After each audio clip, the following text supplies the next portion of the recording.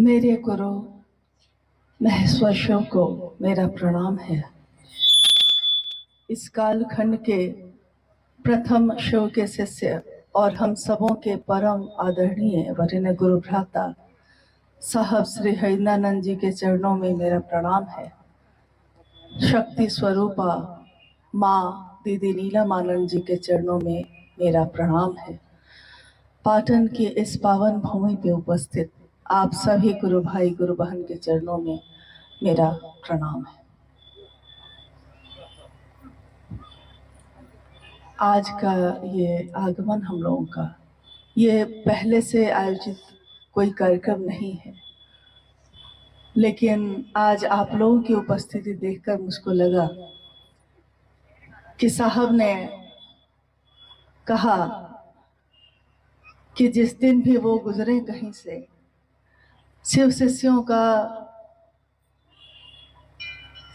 की उपस्थिति हर जगह देखने को मिले। जब जिस दिन ऐसा हो जाएगा तब मैं समझूंगा कि गुरु का कुछ काम हुआ है। तो आज साहब की उपस्थिति में हम सब गुरु भाई गुरु बहन यहाँ उनके साथ उपस्थित हैं, क्योंकि शिव शिष्यता की बात जहाँ भी जाएगी हमारे साहब और दीदी वहाँ हमेशा सदैव उपस्थित होंगे।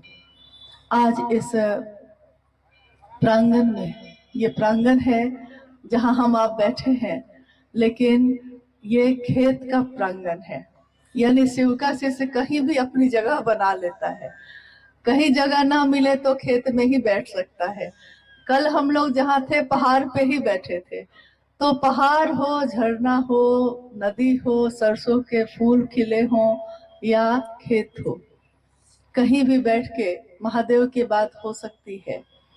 और जिस पावन भूमि पे हम आप आज यहाँ उपस्थित हैं, ये साहब और दीदी माँ के लौकिक जीवन की महत्वपूर्ण झलक यहाँ देखने को दुनिया को मिली। जिस साल वो यहाँ थे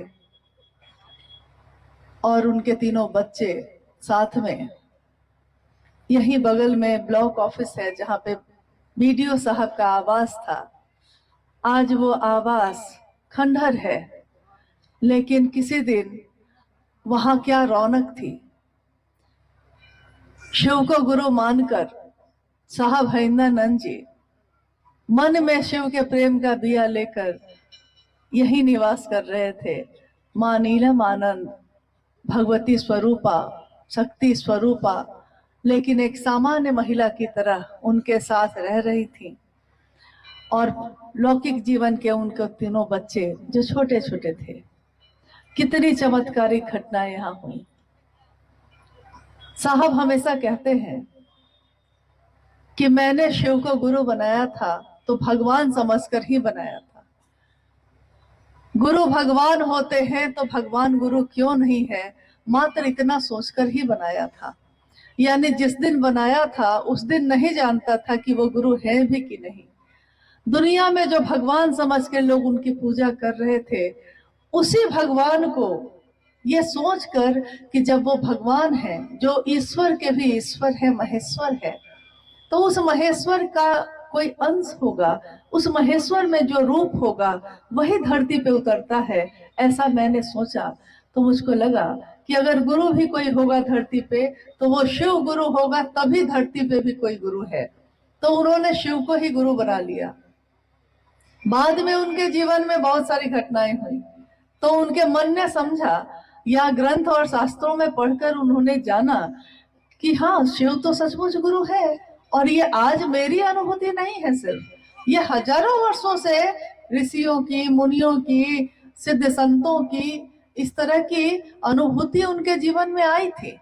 लेकिन मेरे जीवन में जो आया है सबसे सुंदर, वो मैंने दूसरों के जीवन में नहीं दिया।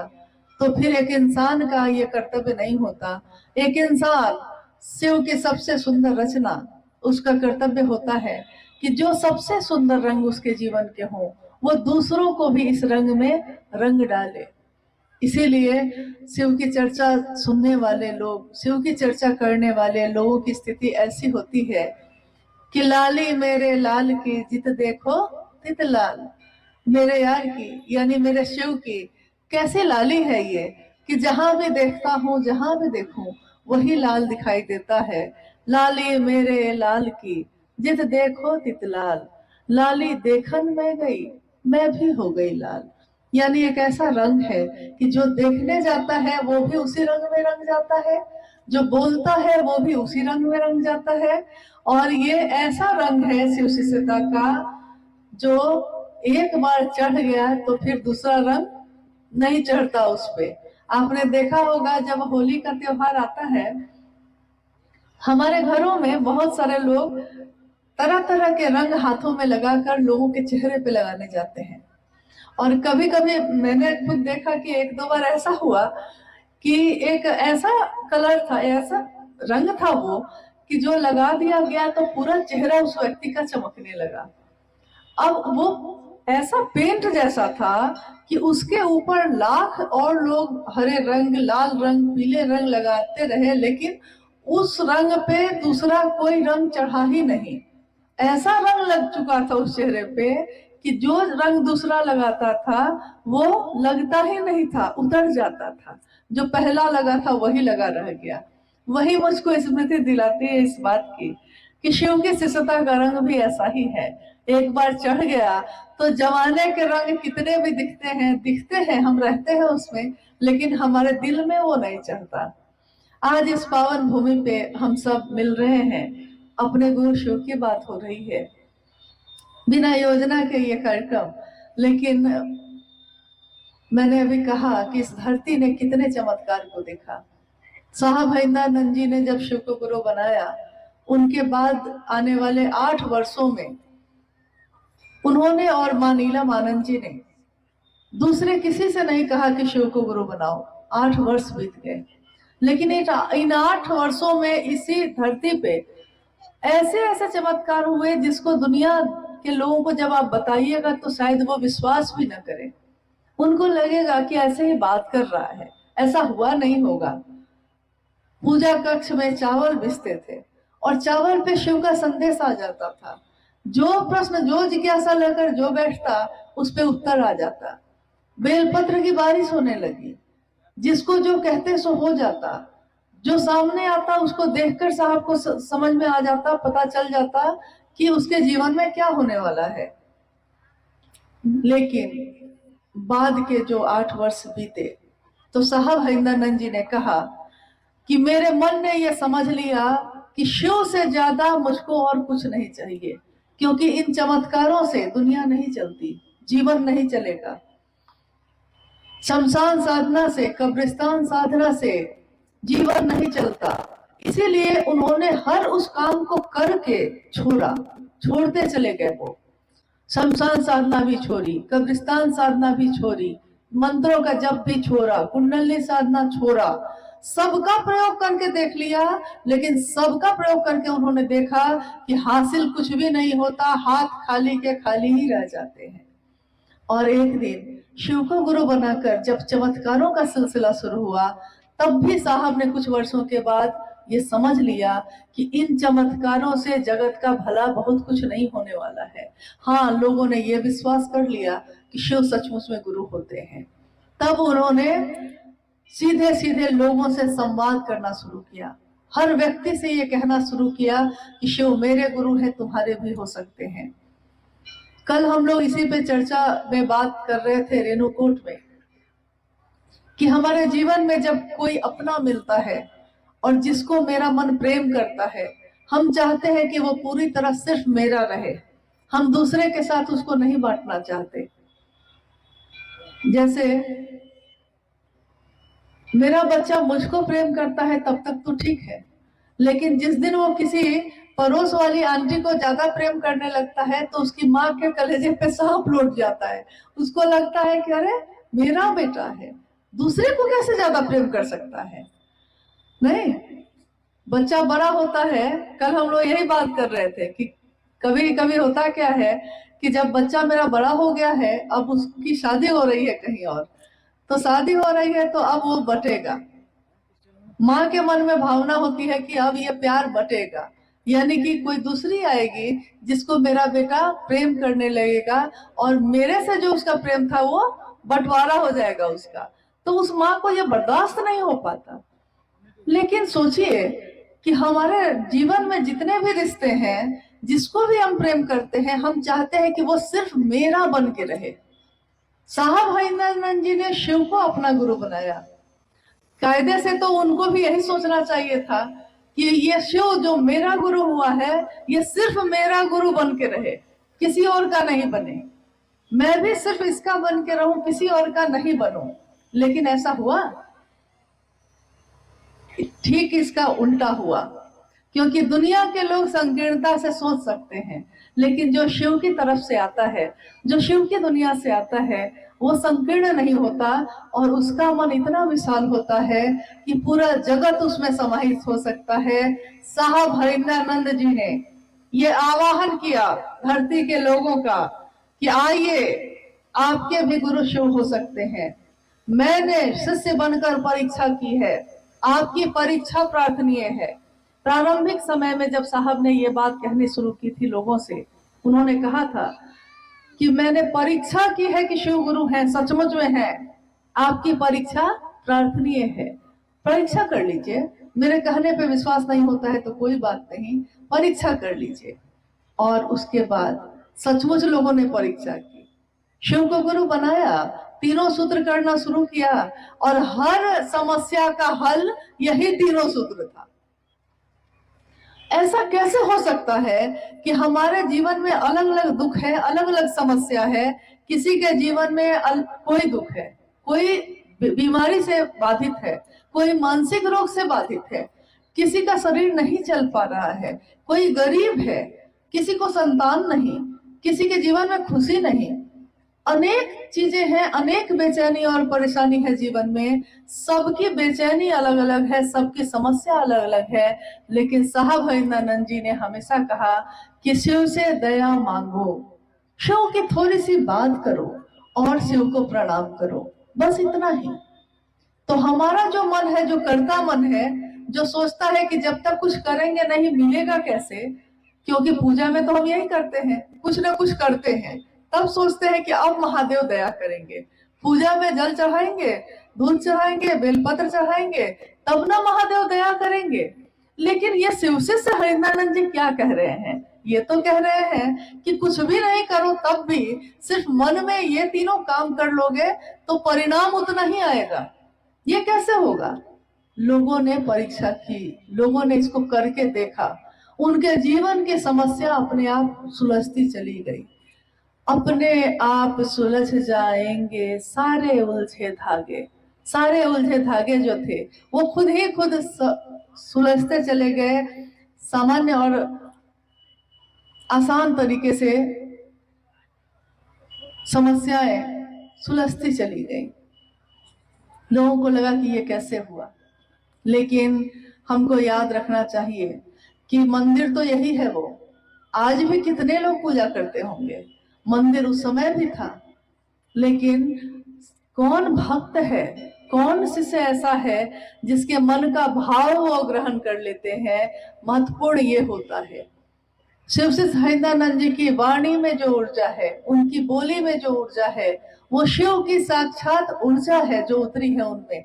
इसीलिए हम आप भी जब किसी से कहते हैं तो वो शिव को गुरु बना लेता है, एक दिन के लिए नहीं, जीवन भर के लिए। आपको ये चमत्कार नहीं लगता? शिवलिंग से किसी ने पेड़ा मांगा है तो मिल गया, ये चमत्कार है। भगवती चूड़ी और साड़ी लेकर आई है, ये चमत्कार है। लेकिन एक सामान्य व्यक्ति अपने जीवन के झंझावात में आपके मेरे बोलने से, सिर्फ आपके मेरे कहने से सिर्फ जीवन भर के लिए शिव को गुरु बना लेता है। ये कितना बड़ा चमत्कार है, लेकिन हम लोग इस पर ध्यान नहीं देते। चमत्कार बंद नहीं हुए हैं, चमत्कार आज भी उतने ही और वेग से घटित हो रहे हैं, लेकिन हम सामने, आंखों के सामने देखना चाहते हैं, अपने जीवन की चीजों पे नहीं देखते। हमारा मन पहले भी था, आज भी है। पहले का जो मन था वो और आज का जो मन है वो, क्या दोनों मन में अंतर नहीं आया है? पहले मन में ये होता था कि छोटी छोटी बात पे हम लोग व्यथित होते थे, लेकिन आज पिछले कुछ समय में जब बिहार जाना हुआ था, इसी तरह गांव के परिवेश में हम लोग छोटी छोटी जगहों पे बैठते हुए गए थे, लोगों से मिलते हुए। एक सामान्य गुरु बहन जिसकी कोई पहचान नहीं है, लोग नहीं जानते उसको, वो लोग माइक पे चर्चा कर रहे थे, हम लोग सुन रहे थे। क्या चर्चा थी उनकी, क्या बोल रही थी वो गुरु बहन।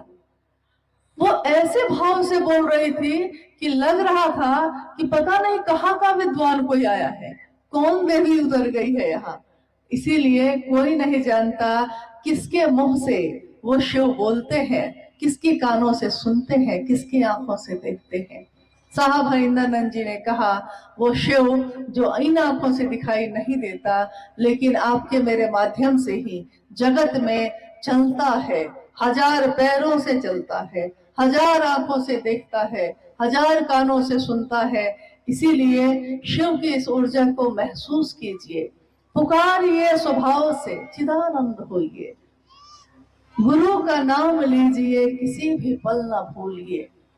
ये भजन जो अभी आपने सुना, बिना किसी म्यूजिक, बिना किसी संगीत के सुना है अभी थोड़ी देर पहले, ये माँ नीलम आनंद जी की डायरी में लिखा हुआ है। ये सारी पंक्तियां लिखी हैं, ये सारे शब्द लिखे हैं।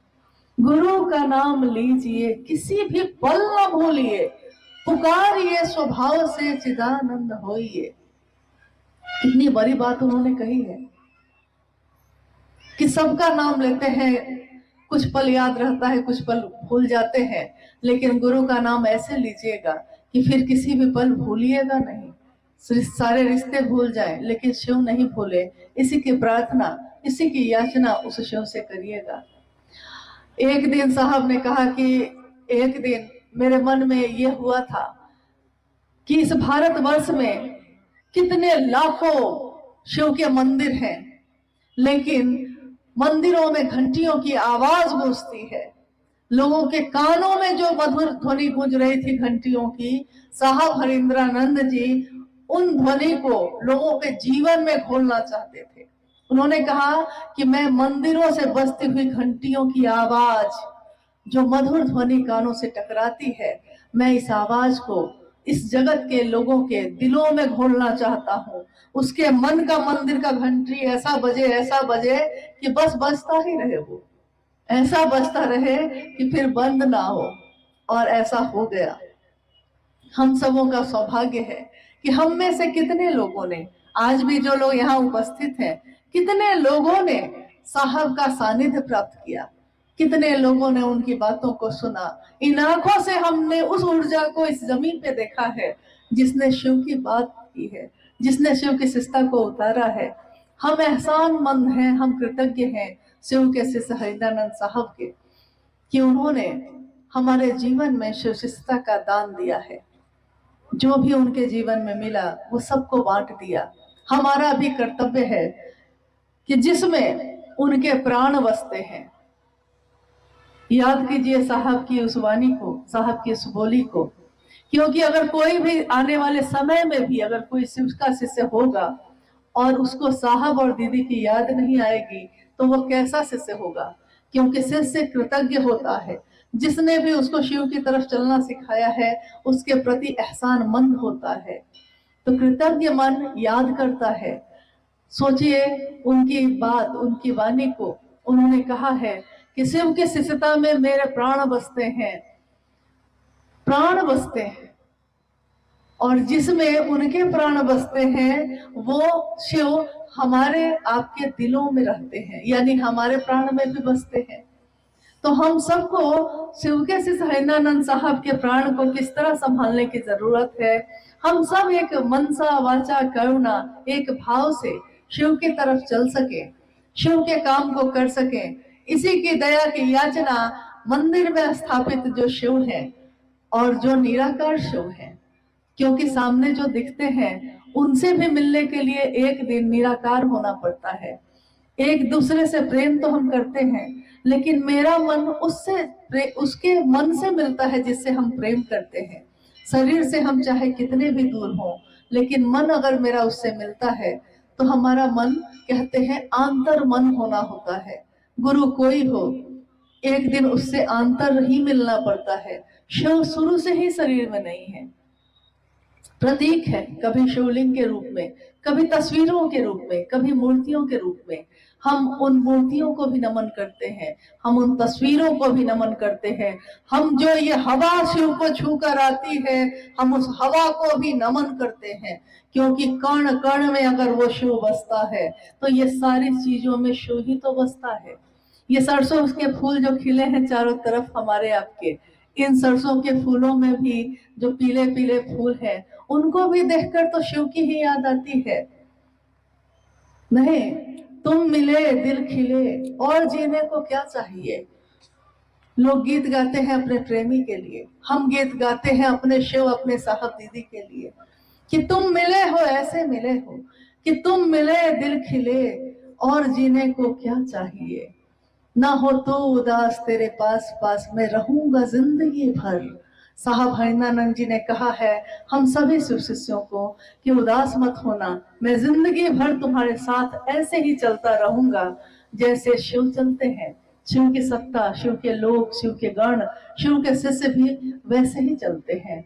ये एक जन्म का रिश्ता नहीं है, जन्मों जन्मों का रिश्ता है। और जन्मों जन्मों तक ये जीवात्मा मेरे अंदर जो है, आपके अंदर जो है, ये जीवात्मा चाहे जितने भी शरीर बदल ले, लेकिन एक बार इसने साहब हरिनानंद जी का संग ले लिया है तो वो जब तक हम शिव से हो नहीं जाएंगे वो हम लोगों को छोड़ेंगे नहीं। क्योंकि उन्होंने कहा है ये कि मैं शिव से बनाकर ही छोड़ूंगा आप लोगों को। इसलिए हम सब उनको आज याद करते हैं, अपने मन में उनको महसूस करते हैं और नमन करते हैं इस पावन धरती को भी, इस हवाओं को भी, इस धरती के मिट्टी को भी, जहां हमारे साहब दीदी कभी कदमों से चले थे। सोचिए ये धरती कैसी ऊर्जावान है, जहां हमारे साहब दीदी रहे, निवास किया जहां उन्होंने, और एक लंबे समय तक शिवशिष्टता का बिया अंदर ही अंदर पल्लवित पुष्पित होता रहा। जो 1982 में जब वो मधेपुरा में गए तो वहां पौधे के रूप में धरती के लोगों ने देखा, लेकिन ये पल तो रहा था यहीं से। आज की ये जो बात हो रही है बिना आयोजित, इसमें मैं आप लोगों से क्या कहूँ, शायद इतनी व्यवस्था यहाँ के गुरु भाई गुरु बहन नहीं कर सके होंगे, लेकिन जो भी किया होगा इन्होंने, जितनी भी जगह बनाई होगी, हमारा मन एहसानमंद है कि यहाँ पाटन के रहने वाले गुरु भाई गुरु बहनों ने, पूरे पलामू जिले ने या उसके आसपास के जिलों ने जो भी महादेव के काम के लिए अपनी सहभागिता दी है, अपना सहयोग दिया है, हम सब उनके कृतज्ञ हैं। और मुझको याद आता है कि यहीं से बगल में है मनातूगढ़, जहाँ जन्म स्थान है मां नीलमानंद का। मनातू में शिव गुरु महोत्सव हुआ था। आप लोगों में से कितने लोग ऐसे हैं जो उस महोत्सव में शामिल हुए थे?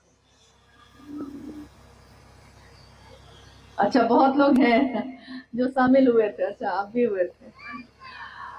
मनातू के शिव गुरु महोत्सव में हम लोगों ने नहीं सोचा था कि इतने जगह के लोग आ जाएंगे, लेकिन कहां कहां के लोग आ गए थे, बस भर भर के लोग आ गए थे।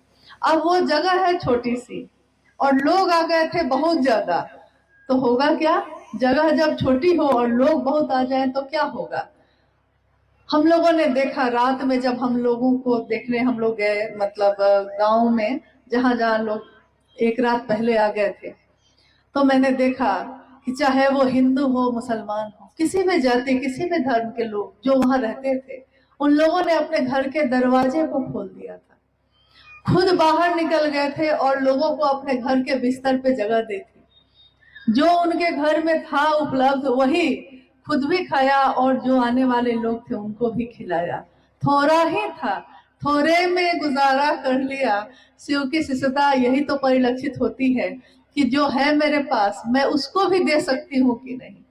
क्योंकि बड़े बड़े लोग, बड़े बड़े महल के लोग भी इतना बड़ा दिल नहीं रख पाते हैं, लेकिन छोटी कुटिया में रहने वाला कोई अपनी कुटिया को भी खोल के दे देता है कि आइए भाई, जहां जगह मिले रह जाइए। तो शिव शिष्यता ऐसी ही होती है, जहां जाइए जगह हो ना हो जगह बन जाती है। मन भी ऐसा ही होता है, उसको अगर संकीर्ण करिएगा तो वो सिकुड़ता चला जाता है, अगर महादेव का साथ लीजिएगा तो वो विस्तार पाता चला जाता है, फैलता चला जाता है। मन ही है एक दिन सिर्फ अपने व्यक्तिगत चीज को पकड़ता है, एक दिन ऐसा होता है कि पूरे जगत का भला सोचता है, पूरे जगत के लोग शिव की ओर चले इसकी कोशिश करता है, अपने व्यक्तिगत अहंकार को एक तरफ रख देता है और शिव के लिए झुक जाता है। शिव के लिए झुकने वाला किसी के सामने झुकता है। जिसने शिव को चाहा है वो दुनिया से क्या चाहेगा, लेकिन वो ये जरूर चाहेगा कि जिस शिव को मैंने चाहा है दुनिया के लोग भी उसको चाहे। तो हमारा यहाँ आना भी, आपका यहाँ आना भी तभी कृतार्थ होगा, कभी कभी ये उतरेगा हमारे जीवन में जब हम साहब हरिनानंद जी के संकल्प पे अक्षरशः उतर सके। जो उन्होंने कहा है, जो उन्होंने चाहा है, हम भी वही कर सके। क्योंकि प्रेमी का लक्षण भी यही होता है कि तुम दिन को अगर रात कहो तो रात कहेंगे, जो तुमको हो पसंद वही बात कहेंगे। तो साहब हरिनानंद जी को क्या पसंद है, आप लोग बोलिए क्या पसंद है? खुद भी शिव के शिष्य बनिए और दूसरों को भी प्रेरित करिए। तो साहब हरिनानंद जी ने ही शिव को गुरु बनाया और दूसरों के जीवन में बांटा। शिव गुरु है ये बात सबसे पहले इस दुनिया में किसने कही? इतना धीरे क्या बात है। मतलब देखिए यही बात है जो इंसान में एक है, विशेष उसका गुण है। क्या? किसी के शिकायत करना हो तो सबसे जोर से बोलेगा, शिकायत करने में 2 कदम आगे, लेकिन किसी की बड़ाई करने के लिए कह दीजिए तो सोचेगा, जो है उसको भी सिकोड़ लेगा, खुल के नहीं बोल सकता है। लेकिन शिव की शिष्टता में तो हमको ऐसा नहीं करना है। हम सबों को इस जगह पे उपस्थित जितने भी लोग हैं, हम सबों को ये याद रखना पड़ेगा, क्योंकि बार बार ये याद करने की जरूरत है। जगत है ना, हर कुछ देर के बाद हम भटक जाते हैं, कभी इसके पीछे जाने लगते हैं, कभी इसके पीछे, कभी मेरे पीछे, कभी उनके पीछे। लेकिन साहब हरिनानंद जी ने कहा है किसके पीछे चलिएगा?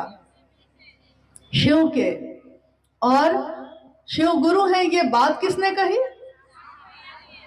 पहला, दूसरा, तीसरा सूत्र किसने दिया?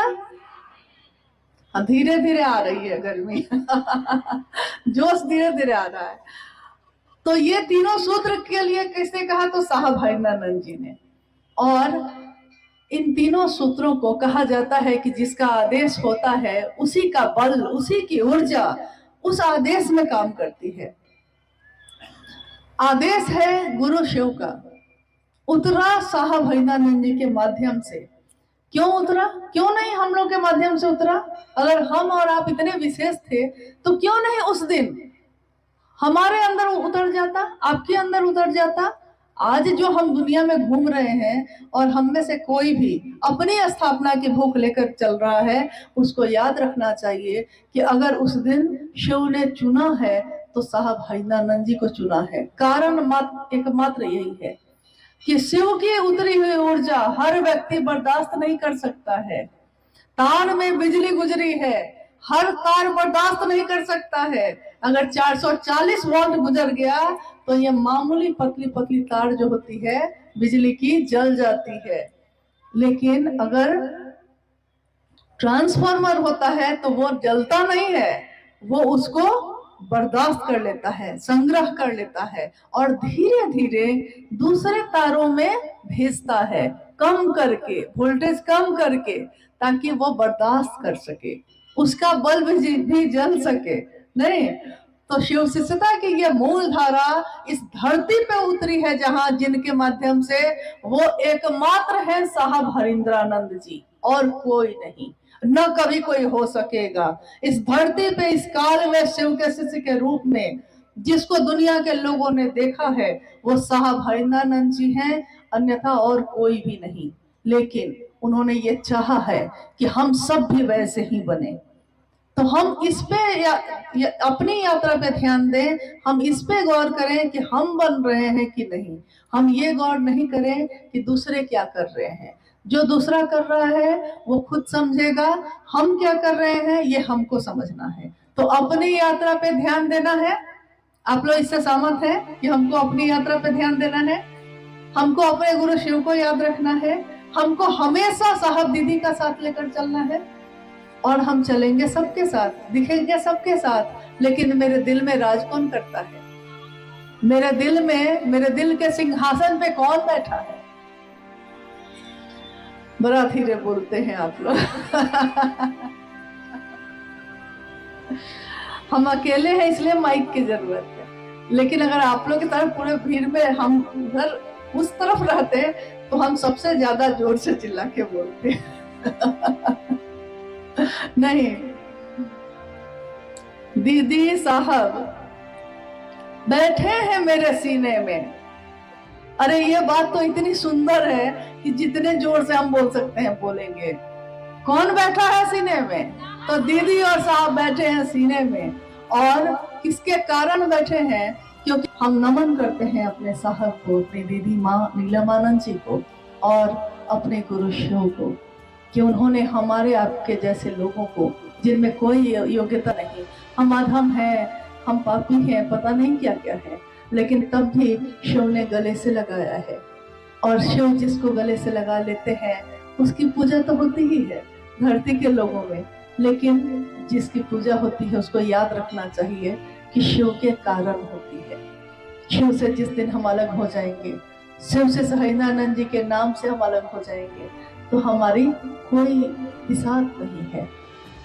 इसलिए हमेशा उनका संग लेकर हम चल सके, मनसा वाचा करुणा।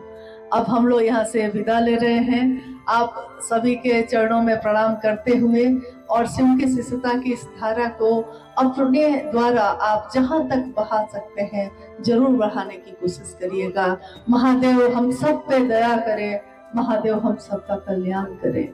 आप सभी के चरणों में प्रणाम।